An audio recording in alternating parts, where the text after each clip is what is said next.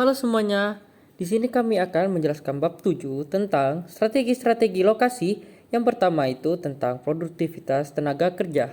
Nah, di sini kita bisa lihat di slide ini, ketika memutuskan lokasi, manajemen akan tergoda dengan area yang memiliki tingkat upah yang rendah.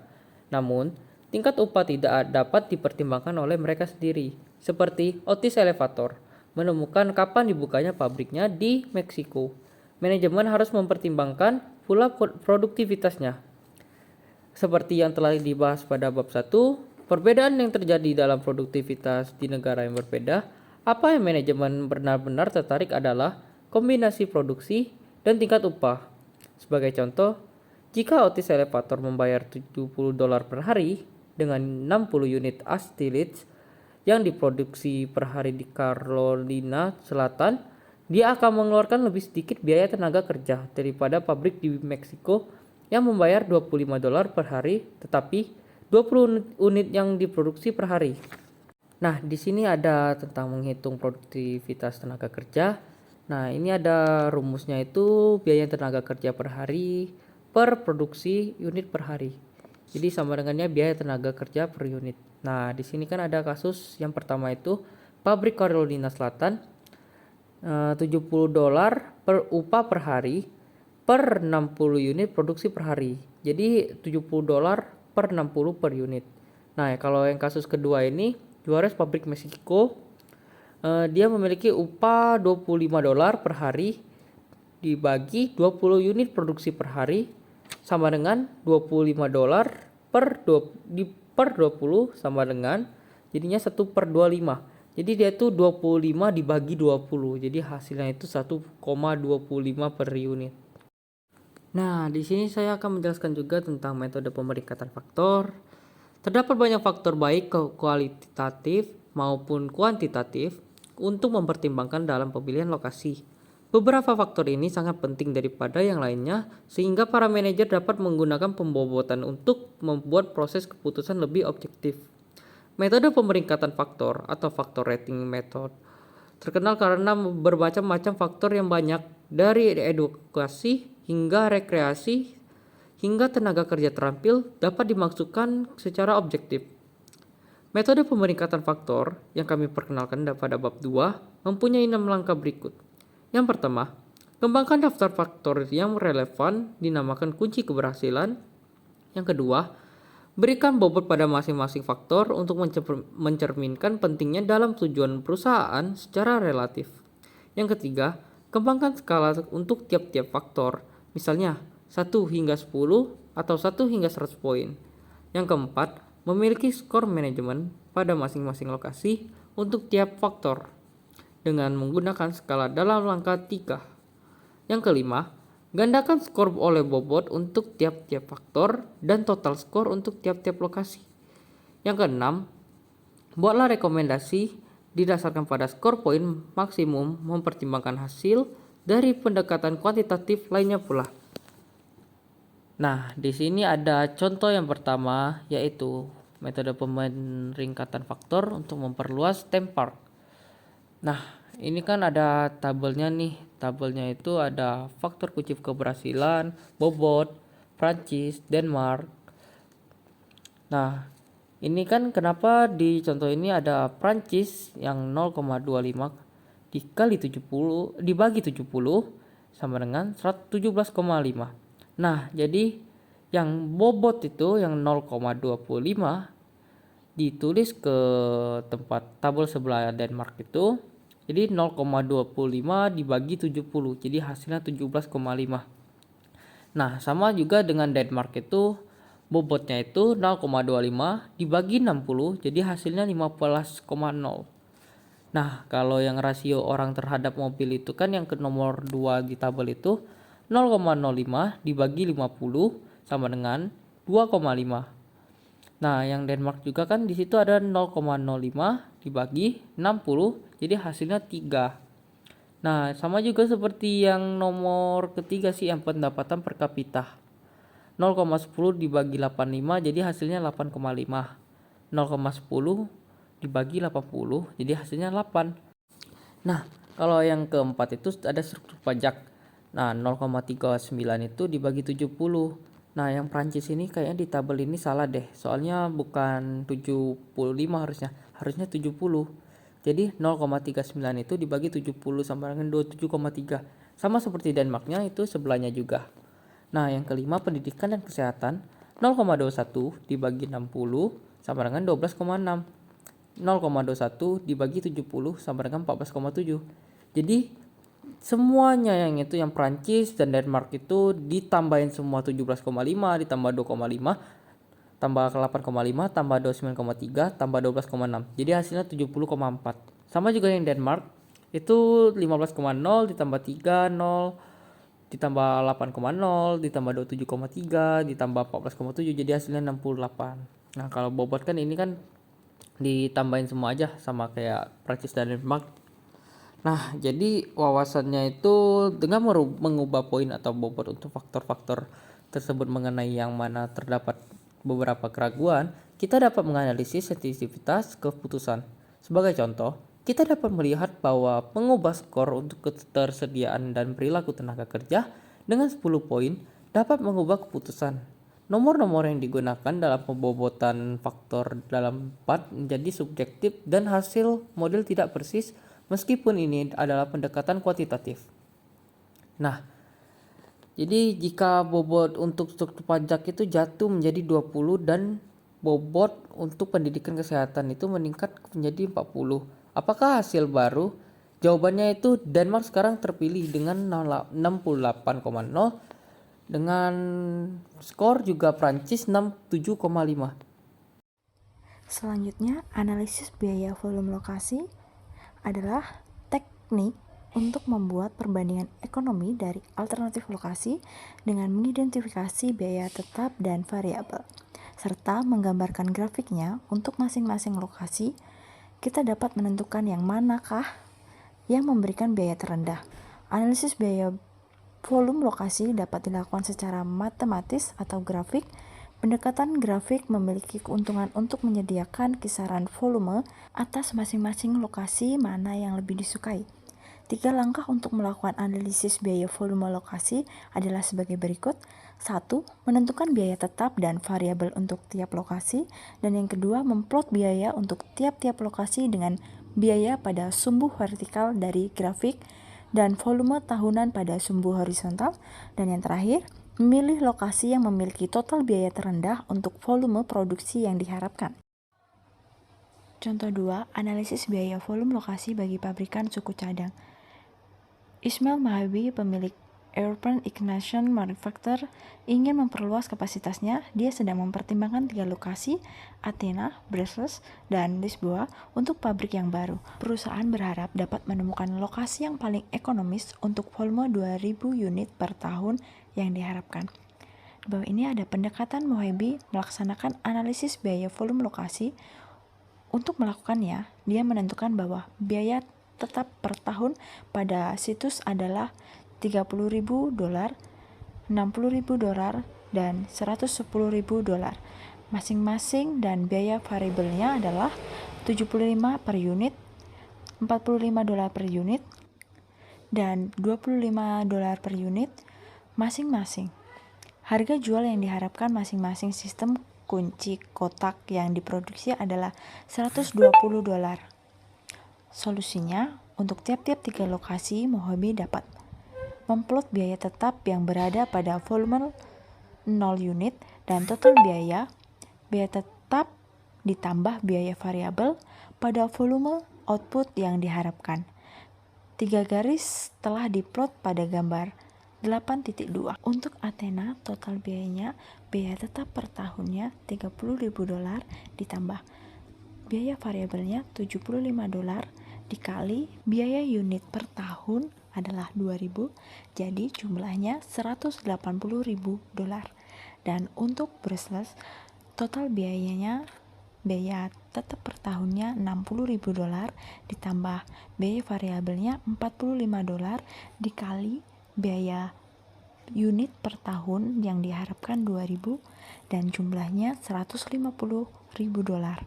Dan untuk Lisboa, total biaya sama dengan biaya tetap per tahun $110.000 ditambah biaya variabelnya $25 dikali biaya unit per tahun yang diharapkan 2.000, jadi jumlahnya $160.000. Dengan volume yang diharapkan sebanyak 2.000 unit per tahun, Brewster memberikan biaya lokasi yang terendah, dan laba yang diharapkan adalah total pendapatan dikurang total biaya sama dengan $120 terdapat dari harga jual masing-masing sistem kunci dikali 2.000 unit per tahun dikurang $150 dari total biaya yang terendah, dan hasilnya $90 per tahun. Dan selanjutnya mencari poin silang untuk Athena dan Brutus adalah biaya tetap per tahun dari Athena 30.000 ditambah biaya variabel dari Athena 75 dikali X sama dengan biaya tetap per tahun Brutus 60.000 ditambah biaya variabel 45 dikali X.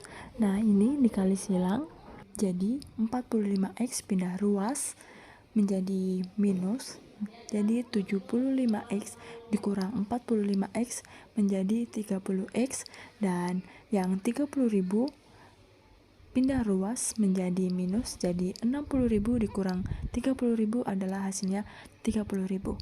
Jadi 30.000 dibagi 30 dan hasil X-nya adalah 1.000.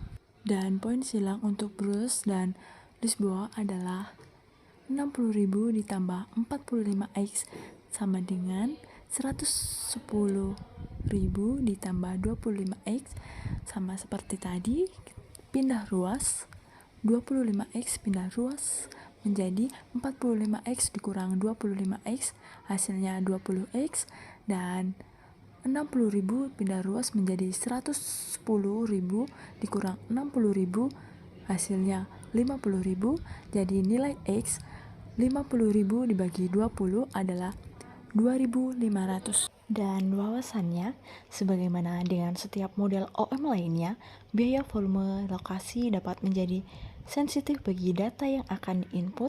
Misalnya, untuk volume yang kurang daripada 1.000, Athena menjadi lebih disukai.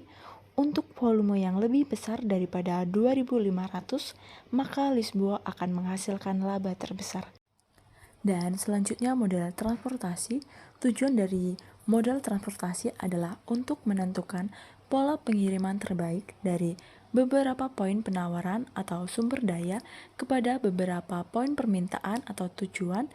Dengan demikian dapat meminimalkan total produksi dan biaya transportasi. Setiap perusahaan dengan jaringan poin penawaran dan permintaan menghadapi permasalahan seperti itu. Jaringan penawaran Volkswagen yang rumit diperlihatkan pada gambar 8.2 memberikan salah satu ilustrasi tersebut. Pada gambar 8.2 misalnya bahwa VW Meksiko mengirimkan kendaraan untuk perakitan dan suku cadang ke VW Nigeria, mengirimkan yang telah dirakit ke VW Brasil dan menerima suku cadang dan rakitannya dari kantor pusat di Jerman. Meskipun teknik pemrograman linear atau LP dapat digunakan untuk memecahkan tipe permasalahan ini dengan lebih efisien, algoritma yang memiliki tujuan khusus telah dikembangkan untuk penerapan transportasi. Model transportasi menemukan solusi yang awalnya layak dan kemudian melakukan perkembangan setahap demi setahap hingga solusi yang optimal dicapai. Permodalan transportasi mencari cara yang termurah untuk mengirimkan barang dari beberapa sumber ke beberapa tujuan. Titik asal atau sumber dapat berupa pabrik, gudang, agen penyewa mobil seperti Avis, atau titik lain dari mana barang-barang dikirimkan. Tujuannya adalah titik-titik yang menerima barang. Untuk menggunakan model transportasi, kita harus mengetahui hal-hal berikut. Yang pertama, titik asal dan kapasitas atau pasokan pada setiap periode. Dan yang kedua, titik tujuan dan permintaan pada setiap periode.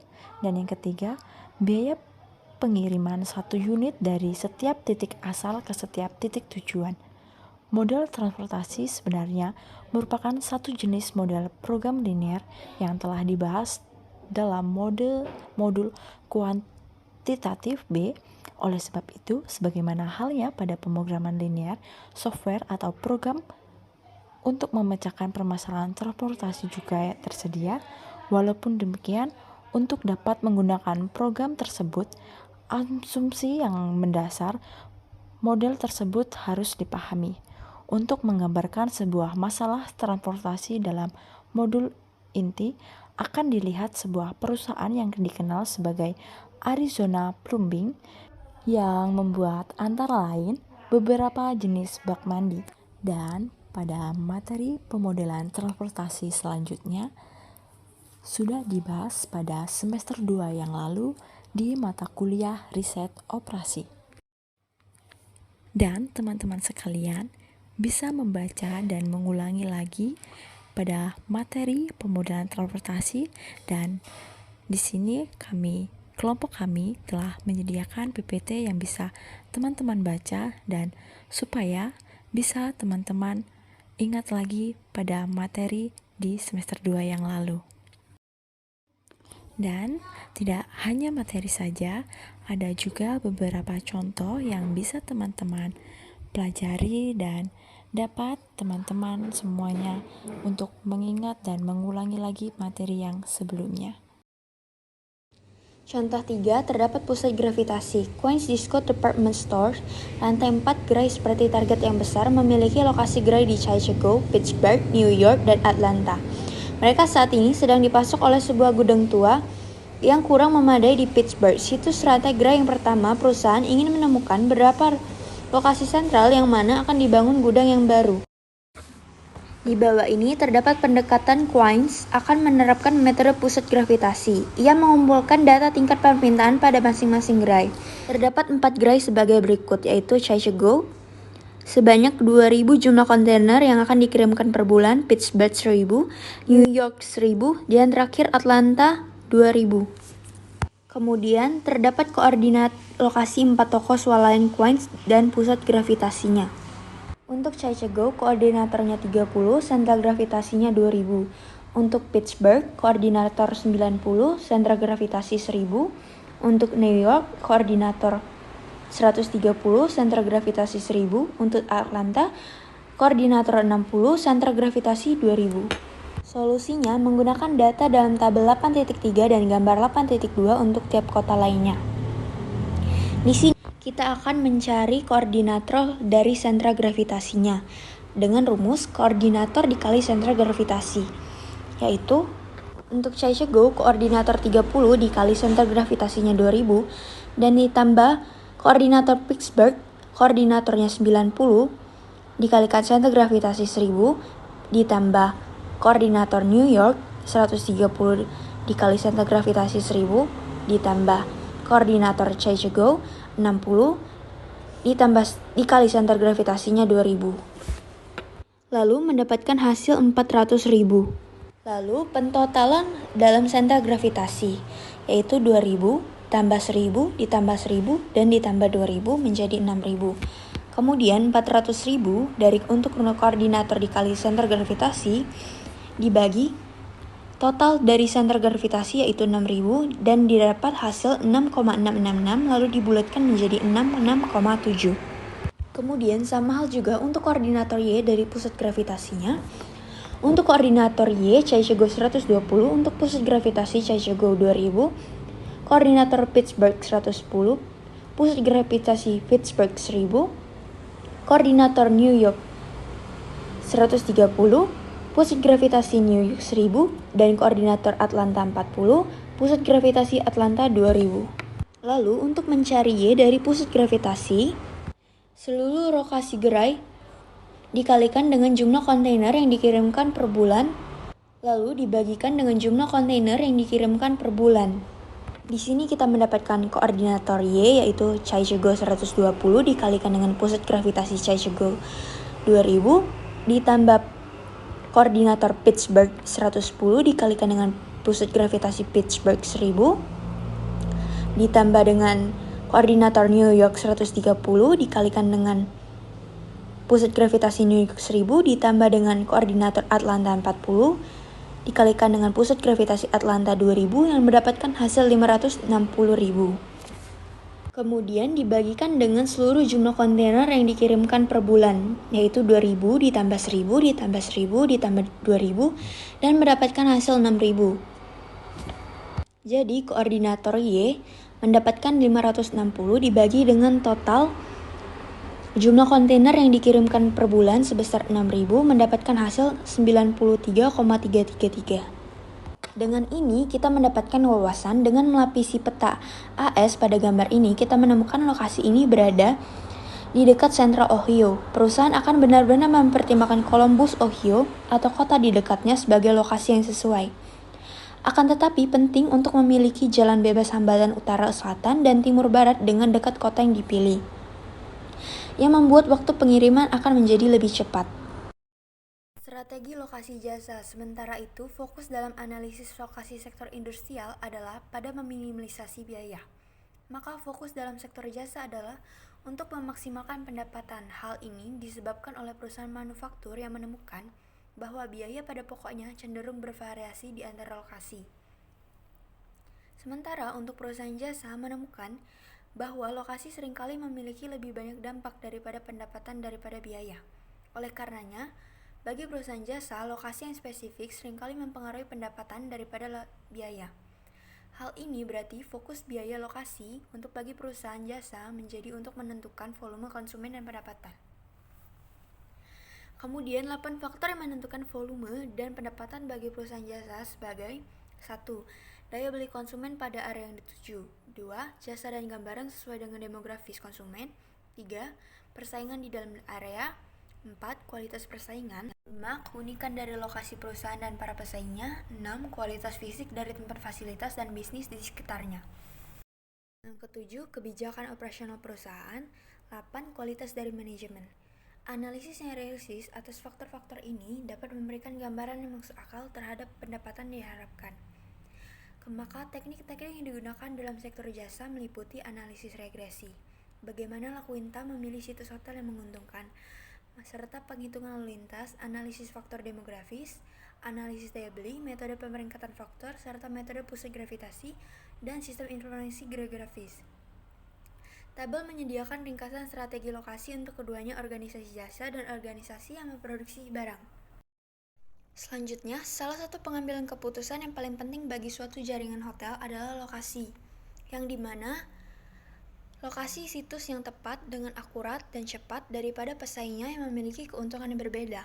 Contohnya, LaQuinta Inns yang berkantor di pusat San Antonio, Texas, adalah jaringan yang memiliki 800 penginapan dengan harga yang moderat. Hotel dimulai dengan menguji 35 variabel independen, mencoba untuk menemukan yang mana dari mereka yang memiliki korelasi tertinggi dengan profitabilitas yang diprediksi. Variabel dependen, variabel termasuk jumlah kamar hotel di daerah sekitarnya, serta rata-rata harga kamar mereka. Misalnya, gedung perkantoran dan rumah sakit yang menarik para konsumen yang potensial pada 45 mil jarak area perdagangan, populasi setempat dan tingkat pengangguran jumlah penginapan di dalam kawasan dan karakteristik fisik dari situs, misalnya kedekatan dengan akses atau visabilitas tanda. Di akhir model, regresi dipilih misalnya P dan C, termasuk 4 variabel yang akan diprediksi. 1. Hard, penginapan. 2. Level pendapatan median. 3. Opus di negara tersebut per penginapan. 4. Lokasi dekal dengan kampus yang mana bertindak dengan proksi untuk penghasilan permintaan lainnya. Kemudian, LaQuinta menggunakan model regresi untuk memprediksi profitabilitas dan mengembangkan pemangkasan yang memberikan hasil terbaik untuk memprediksi keberhasilan atau kegagalan dari situs. Yang sekarang lembar kerja digunakan untuk mengimplementasikan model yang mana menerapkan aturan keputusan dan menyarankan membangun atau jangan membangun. CEO sangat menyukai model tersebut yang dimana ia tidak lagi merasa berkewajiban untuk memilih sendiri situs yang baru. Kemudian terdapat 8.4 tabel yang strategi lokasi organisasi jasa versus organisasi yang memproduksi barang. Organisasi jasa yang berfokus pada pendapatan. area yang dituju daya beli persaingan, periklanan, penentuan harga. Kemudian, terdapat kualitas fisik, parkir, akses, keamanan, dan pencahayaan atau penampilan citra. Yang ketiga, faktor penentu biaya, sewa kaliber manajemen, kebijakan operasional, atau tingkat jam upah kerja. Kemudian, teknik organisasi jasa, model regresi untuk menentukan pentingnya faktor yang bermacam-macam, metode pemeringkatan faktor, penghitungan lalu lintas, analisis demografi dari area yang dituju, analisis daya beli di area, metode sentra gravitasi, serta sistem informasi geografis. Organisasi jasa pada asumsi lokasi adalah faktor penentu utama pendapatan, maka permasalahan kontak konsumen yang tinggi adalah penting. Biaya secara relatif konstanta di area tuju oleh karena fungsinya pendapatan sangat penting. Kemudian organisasi yang memproduksi barang yang berfokus pada biaya berwujud, biaya transportasi bahan mentah, biaya pengiriman produk jadi, biaya energi dan utilitas, tenaga kerja, bahan mentah, pajak, dan sebagainya. Kemudian biaya terwujud dan biaya masa mendatang, yaitu perilaku yang mengenai serikat kualitas kehidupan, pengeluaran pendidikan oleh negara, kualitas negara, dan pemerintah setempat. Kemudian teknik memproduksi barang pada fokus biaya, yaitu metode transportasi, metode pemeringkatan faktor, analisis biaya, volume lokasi, diagram garis silang. Yang selanjutnya, asumsi fokus pada biaya. Lokasi adalah faktor penentu biaya utama secara besar bagian yang dapat diidentifikasikan secara eksplisit untuk tiap situs. Konsumen yang rendah untuk memungkinkan fokus pada biaya yang dapat diidentifikasikan, biaya tidak berwujud dapat dievaluasi.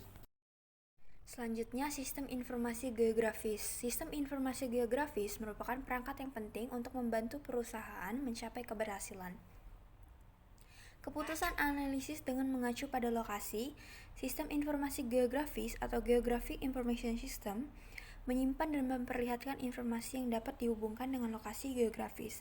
Contohnya, para retail, bank, jaringan, makanan, pompa bensin, dan lisensi percetakan. Seluruhnya menggunakan berkas yang dikode dengan geografis dari GIS untuk melaksanakan analisis demografis. Dengan mengcombine populasi umur, pendapatan, arus lalu lintas, dan kepadatan penduduk secara geografis, para retail dapat menandai lokasi yang terbaik bagi gerainya yang baru atau restoran. Di sini ada beberapa basis dan data geografis yang tersedia dalam banyak GIS.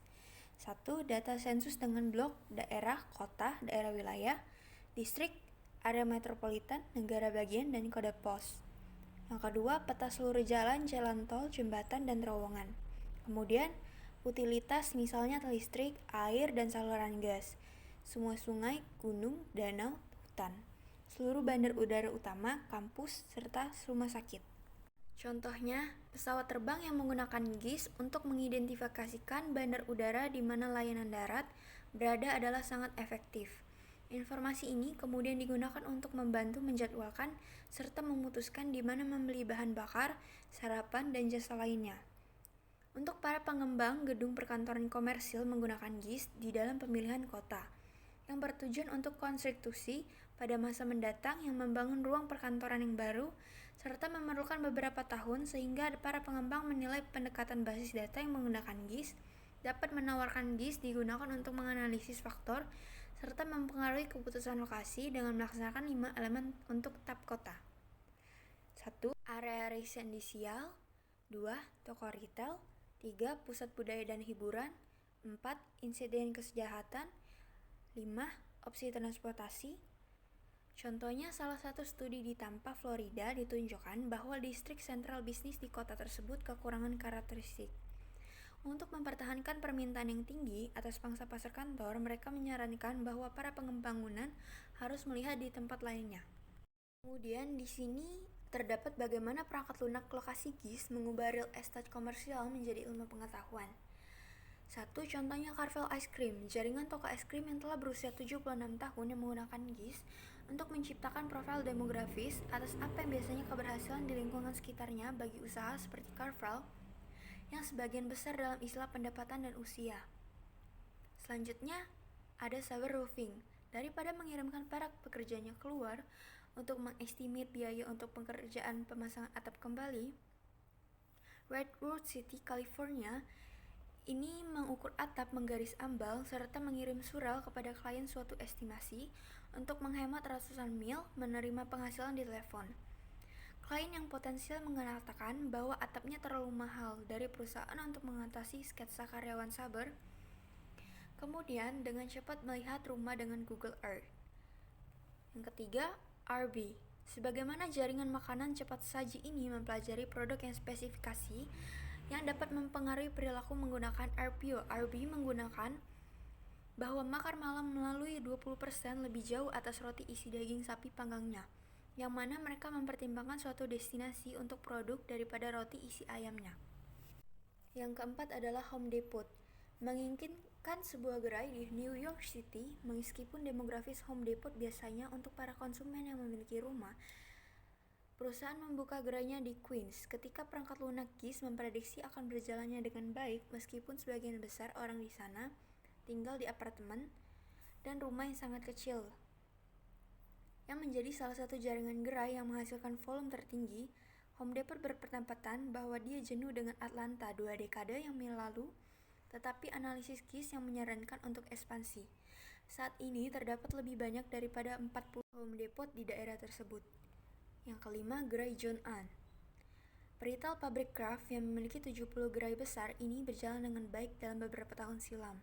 Tetapi, para manajer merasa khawatir dengan lebih banyak gerai besar tidak menyadari betapa mahalnya biaya untuk menciptakan gedung tersebut. Oleh karena itu, John Ann menggunakan GIS untuk menciptakan profil konsumen yang ideal. Pemilik wanita berserta keluarganya dan dipetakan terhadap demografis. Perusahaan ini menemukan bahwa dia dapat membangun 700 gerai besar di mana pada gilirannya akan meningkatkan penjualan $105 menjadi $150.